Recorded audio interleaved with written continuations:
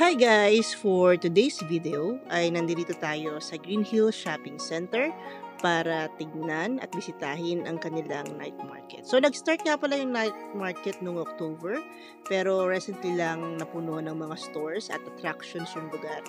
So tara, libutin natin. Bukod pala sa mga amusement rides at mga pagkain ay meron ding RTW area section dito sa Green Hills Night Market. So ito nga palang sa gitna ay yung kanilang center and parang food court kung saan ka pwedeng kumain. So usually pag weekends napakaraming tao dito, so you have to wait longer than usual. So ayan, may mga iba't ibang klaseng food stand. So mamimili na lang kayo kung anong gusto nyo. Okay? Then dun sa right side area, pagpasok, andoon located yung mga amusement park attractions nila. So, ito yung mga iba't ibang rides na available right now.